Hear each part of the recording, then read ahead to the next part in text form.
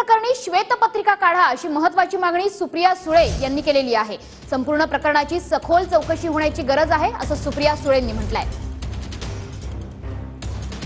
तर ससून प्रकरणात ससूनमध्ये झालेल्या गैरव्यवहाराच्या प्रकरणात श्वेतपत्रिका काढली जावी अशी सुप्रिया सुळेंनी मागणी केलेली आहे।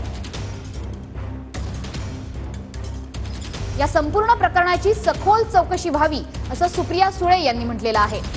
ससूनमध्ये रक्त तपासणी विभागामध्ये ब्लड सॅम्पल हे बदललं गेलं होतं आणि याच प्रकरणाची सखोल चौकशी व्हावी, या संदर्भातली श्वेतपत्रिका निघावी अशी मागणी सुप्रिया सुळे यांनी केलेली आहे। ससून हॉस्पिटलमध्ये सध्या चौकशी समिती ही दाखल झालेली आहे आणि या चौकशी समितीकडनं त्रिसदस्यीय चौकशी समितीकडनं ससूनच्या संपूर्ण रक्त तपासणी विभागामध्ये नेमका काय गैरव्यवहार घडला हे आता तपासलं जाणार आहे, शोधलं जाणार आहे। दरम्यान या ससून हॉस्पिटलच्या रक्त तपासणी विभागातल्या आणि सोबतच फॉरेन्सिक डिपार्टमेंटच्या 2 डॉक्टरांना अटकही करण्यात आली आहे।